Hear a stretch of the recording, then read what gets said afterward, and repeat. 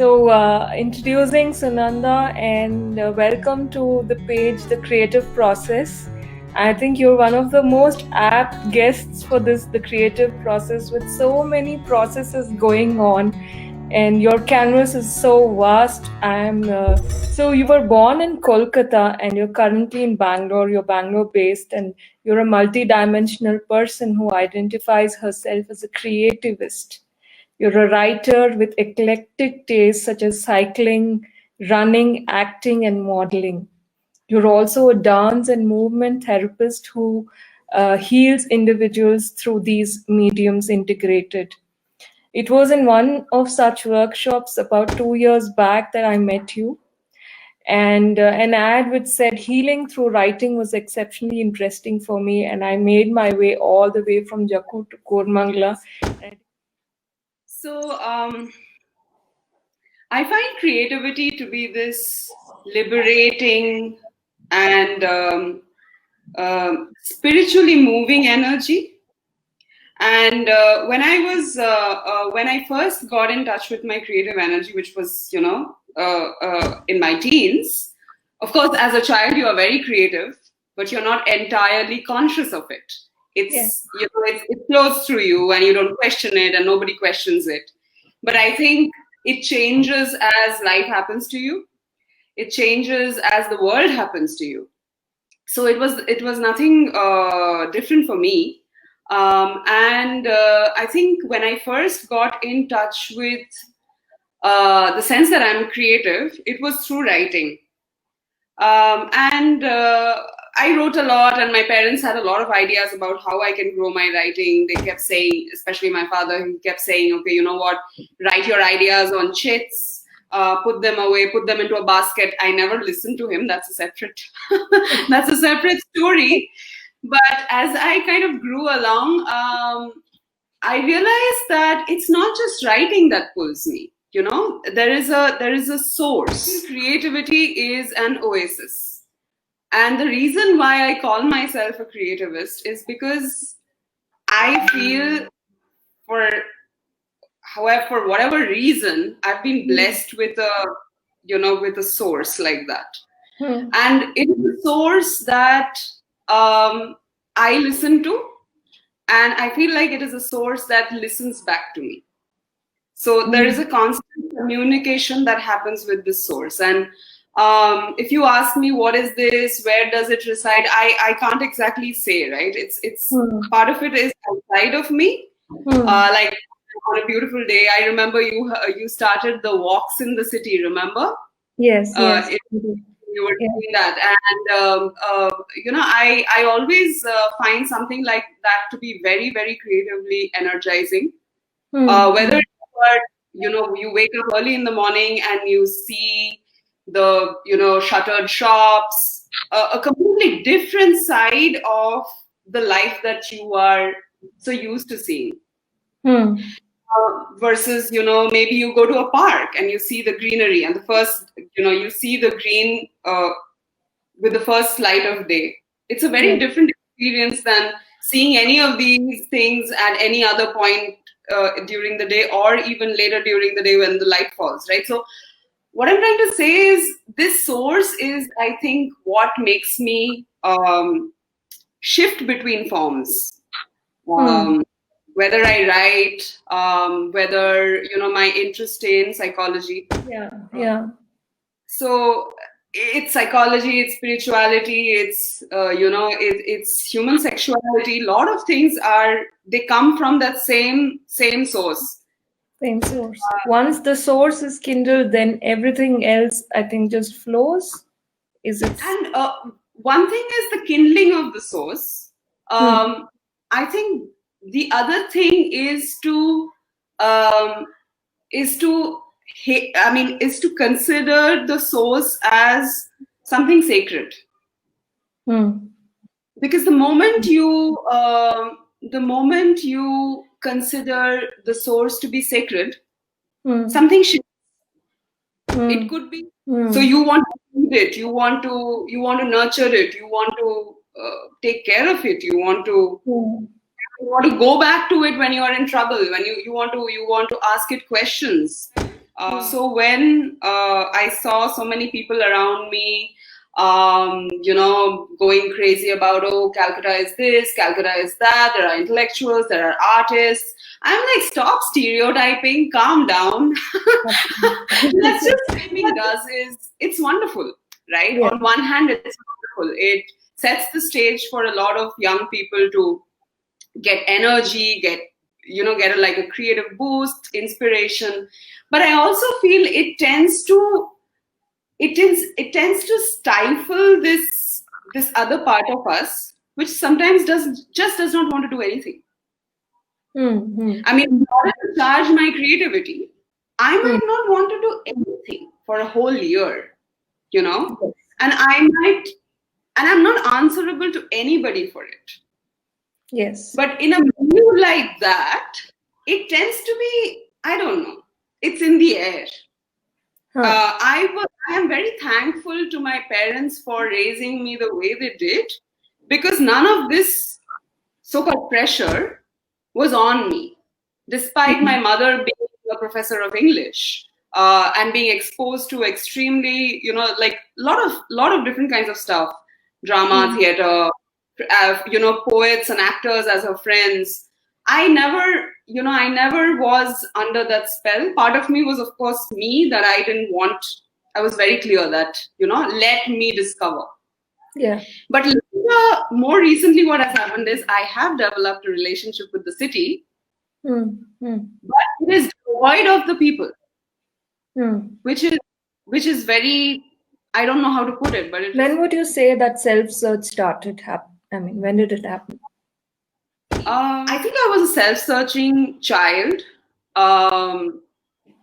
I was also a pretty self-searching teenager about the source. Right. The thing about the source was there in a very nascent, juvenile way, even when I was small. So, yeah. Okay. I always had I felt a very special connection with the universe. I really love nature. I at a very young age, I began noticing what gives me joy. What kind of people give me joy? Then the answer came, actually, I don't like crowds much. I don't like crowds much. I actually was also in touch with the fact that I had social anxiety at some point. I felt very different. I felt, a little lost. But to answer the question and to anchor it to my actual manifested journey of the self, I think it started when I was around 22, 23. Okay. Okay. Yeah, I began to pay more and more attention to what was happening to me. Friendships I had, relationships I was entering, that pulled me. Out of the blue connections I would make. And some writing is writing something you identify most with, or is it healing, or is it movement? And like, what is it when you get up? What do you say? आज मैं इनी mini महीना में क्या करूँगी? I feel I most identify with movement.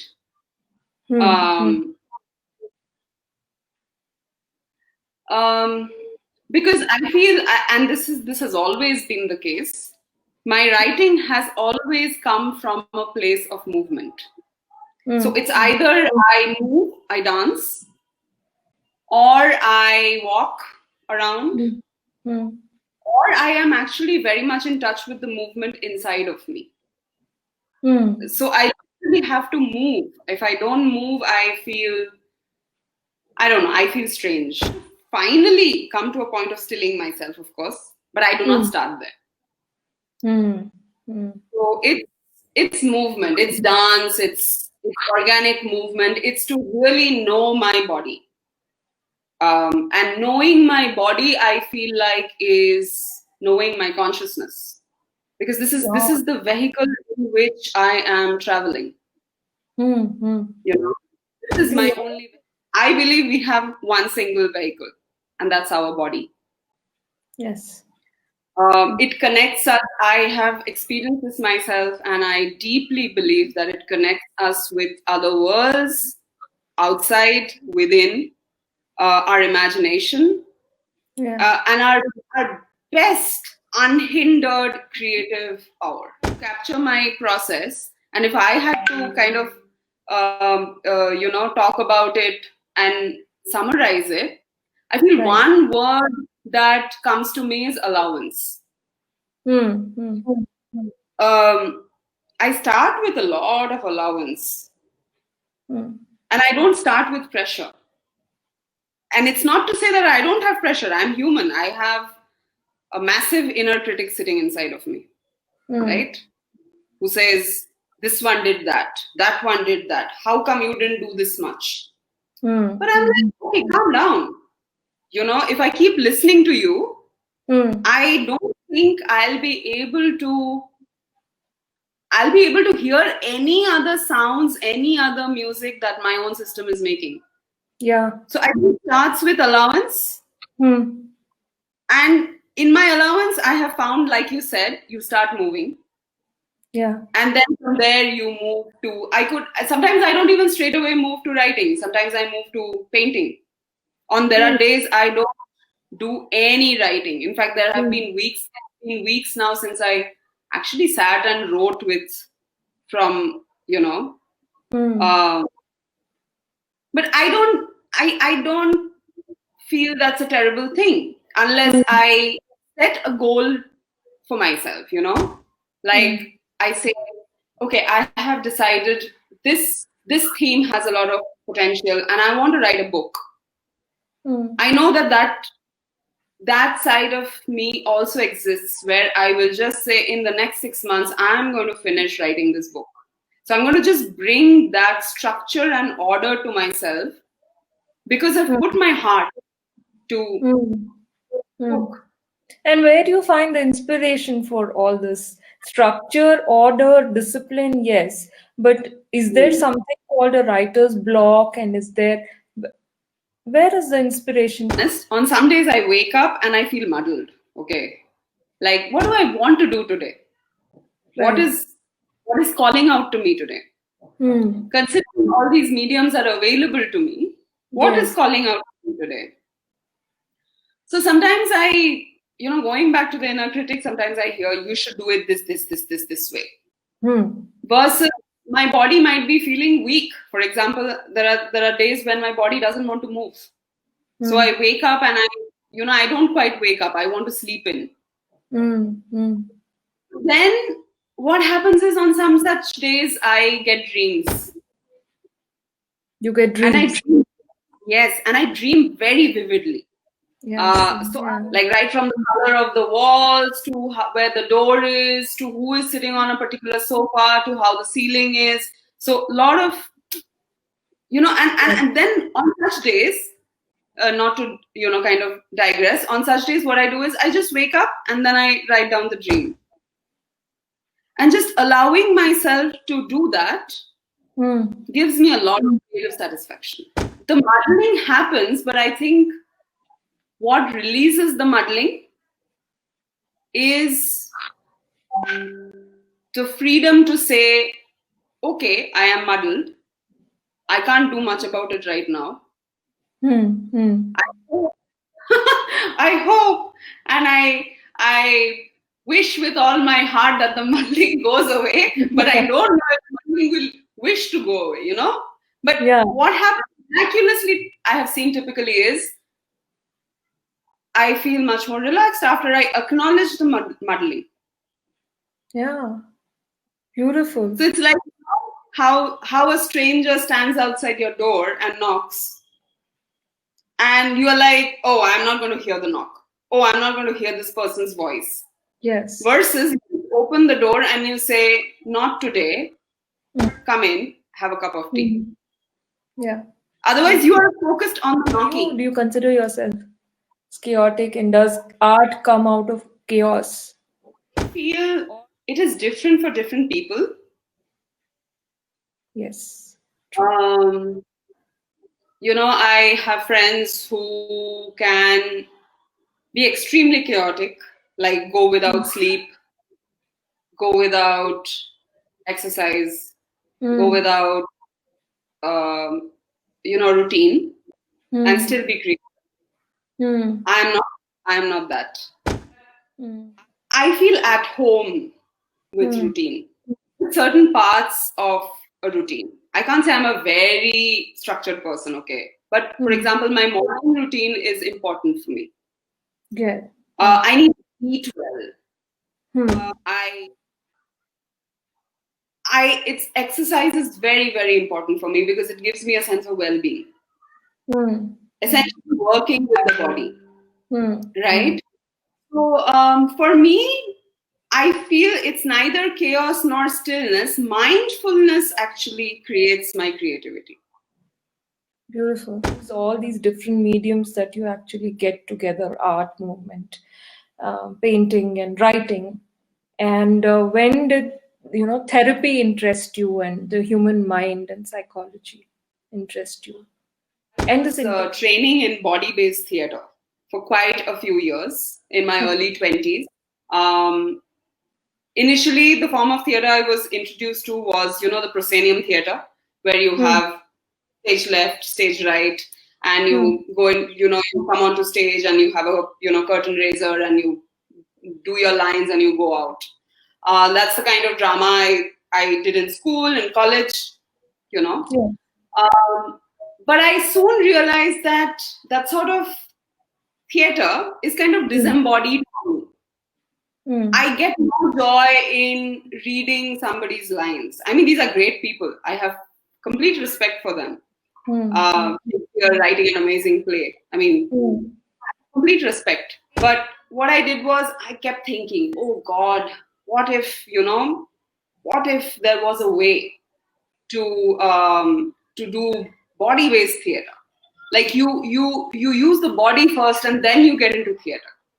You experience the power that your system throws up for you, and then you use that power to work on a piece of text or work on a story. That is when I wondered, like, if this is how we are approaching theater itself, what if drama could be used to do other sorts of more deeper psychological work? Because as an actor, it seems like that is the same kind of psychological work that I am doing to act. So what could happen if I used it to actually, to go into the psyche for healing? And then slowly, I think I just, whatever came my way, I kept exploring. I kept, I had no idea about drama therapy at that time, no idea about art therapy, nothing. And that's when I started discovering expressive arts therapy, which is necessarily a continuum. So how they describe them, this discipline is that it is a continuum. You don't stop at any one form. You move from one form to another form, come back, move back again. And that really pulled me. And alongside that, I think I kept exploring, like I said, whatever came my way.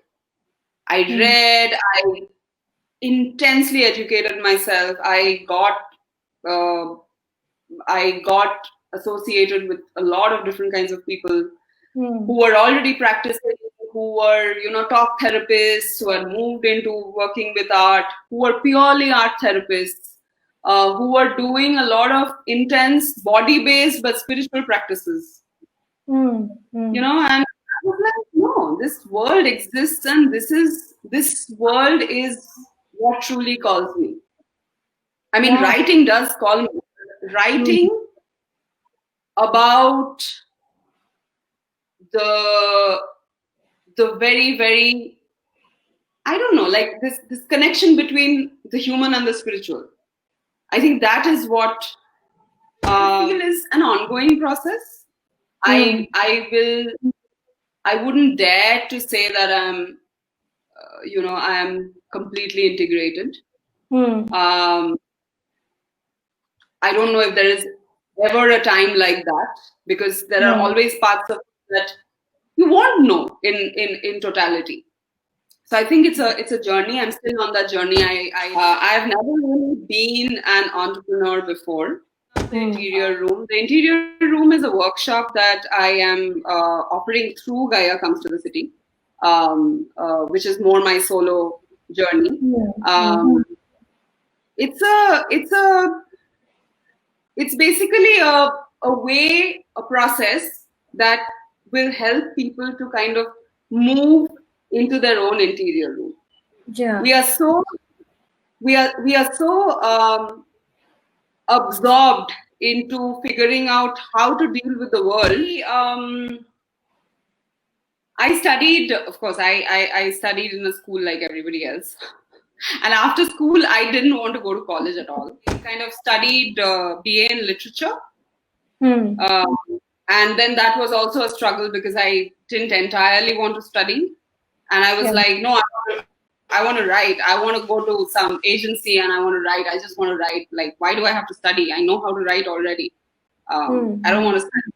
So after that, I think after college, I began working. I didn't as a writer.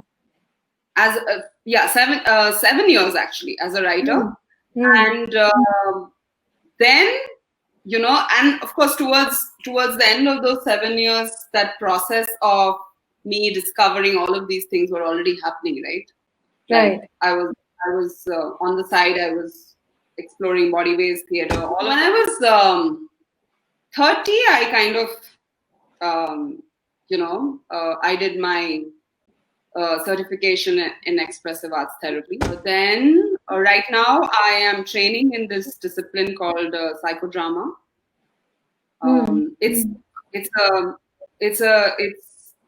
It empowers groups basically. It is individual work, but it is the kind of work that happens in a group.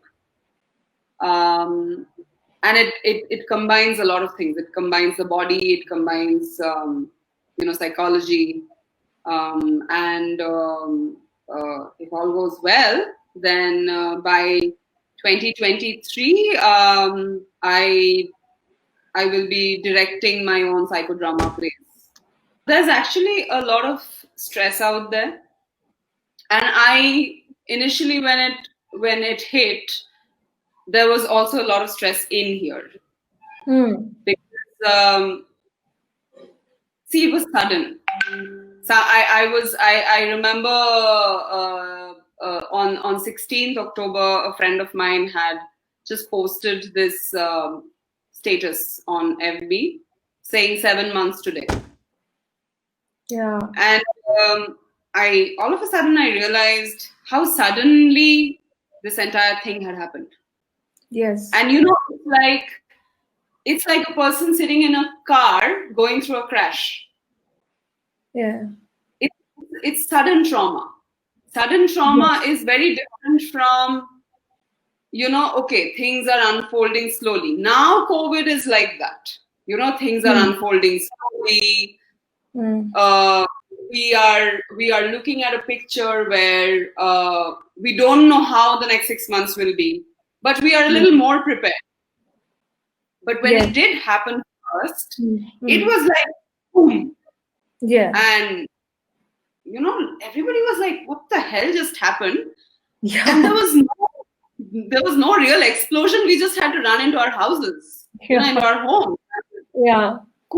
And like the entire physical experience is also so traumatic, right? Yes. Yeah. Stress. The whole experience of stress is not taken very seriously, has never been taken very seriously in our world. What do people go through when they have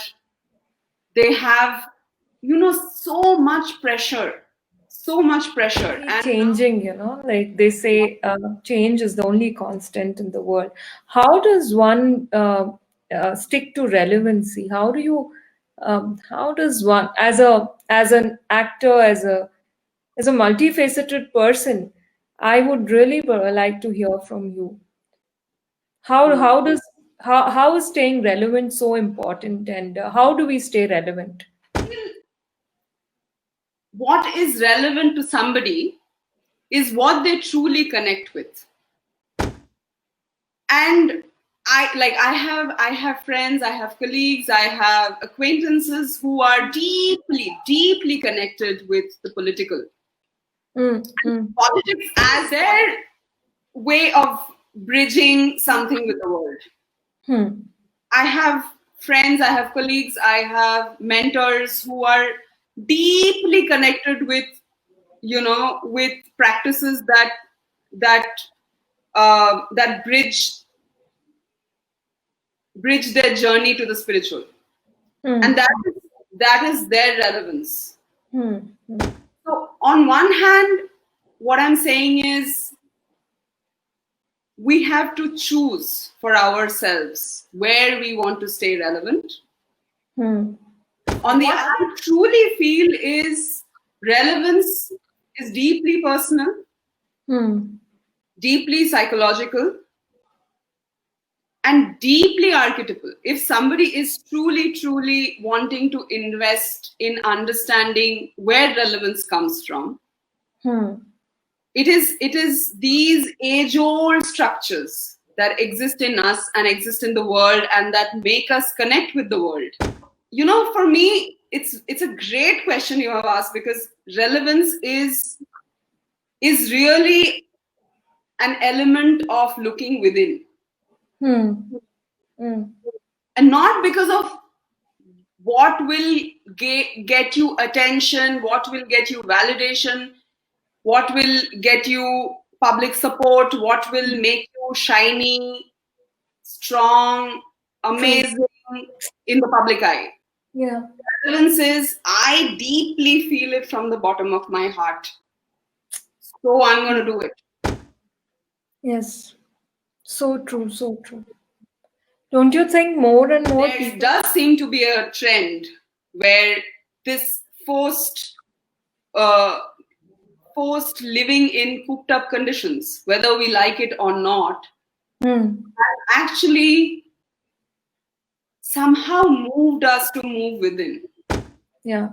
What is happening to all that life? And that life is not just pleasant, but lots of unpleasant stuff, as each of us has gone through, right? In different stages, things that we don't want to look at. So at such a time, such things will be glaring at our faces. Yes. Yeah.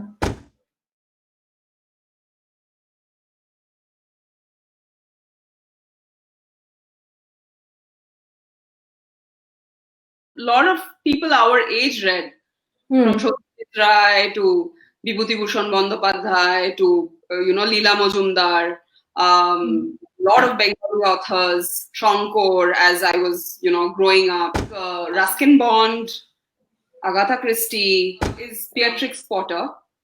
Okay, so she wrote her books and she also illustrated her books.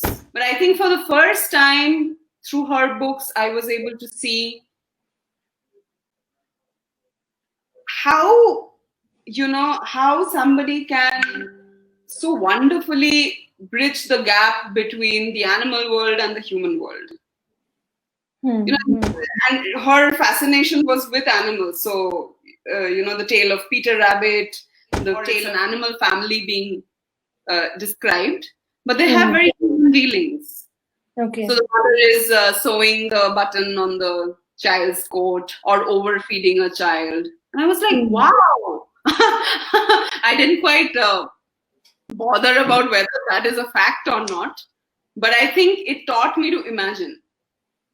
And then Enid Blyton, I think the reason I mentioned Enid Blyton is because I found her capacity to create literature that you can, it almost felt like a portal for me. A book like Great Gatsby has deeply, it did something to me. So moving from the simple to the complex. By 23, 24, I was reading a lot of nonfiction. Travel, philosophy, psychology, on yoga. And I think it's a mix of what you read and what you allow yourself to experience and feel. What you write doesn't come from necessarily the head. Integration of what you've read and what you've experienced. For me, I do it almost every day. And it has become an integrative way for me to understand my body and what lies beyond. And there's so much of explanation of the self. You think there's place for others in our life? Malini, you're asking some really amazing questions. Self-work can be very self-absorbing. Yes. Very self-absorbing, and it can be very very egotistic turns, actually. So like, okay, this is my space, this is what I want to do, this is just me, and I have experienced that. And I feel it's a process. It's like a child, in a way you are being reborn, right? When you first chance upon self-work, right, there is a certain possessiveness, like you have opened your eyes to this amazing way of living. Yes. But I think over a period of time, what you realize is, what is the self-work for? How am I using it in my own world, which is not just my inner world, but in my world with my family, with my friends, with my acquaintances, with my workmates, with my. What matters really? Yeah, because negotiation. It's a constant negotiation. It's a constant negotiation. It's a constant. Yeah. So creativity doesn't have to be a lonely space after all. It doesn't have to be locked up. If it is like that, I would be a little concerned. My question would be, what am I running away from? That I'm doing so much of this. People tend to think that only alcoholism is addiction or smoking is addiction. No. You could also have somebody singing all day long and not being able to do life at all and just singing.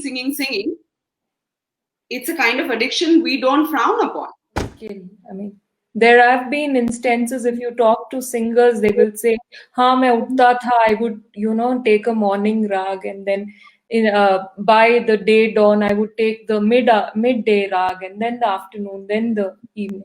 So there, how do you develop the skill if you do not lock yourself up and practice it, work on it?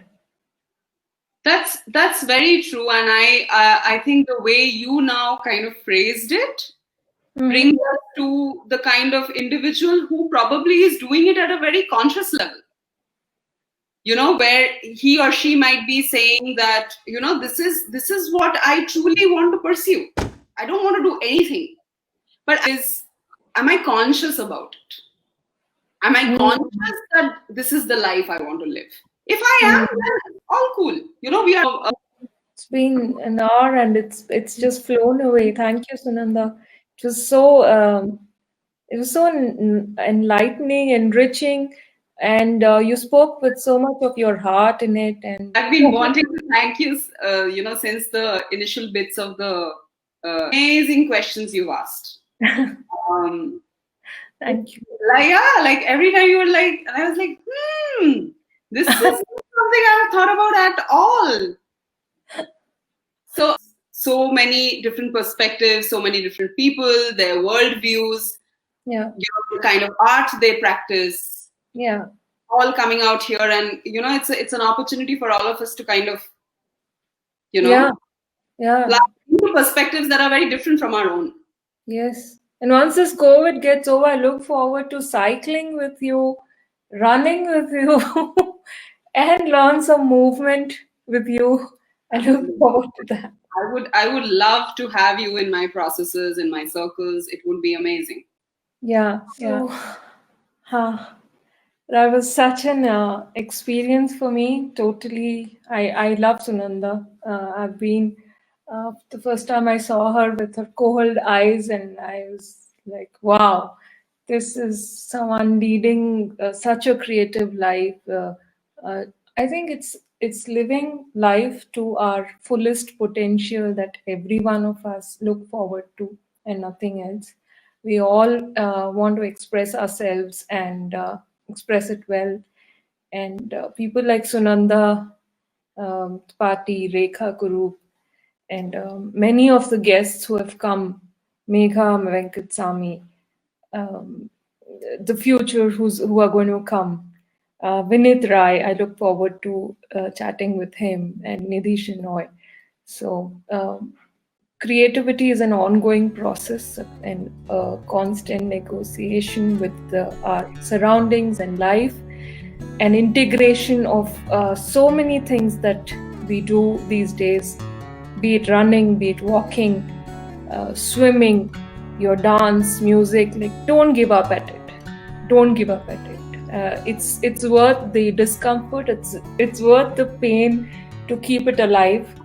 And at that note, I would take leave. Look forward to bringing a lot more creative people on this page.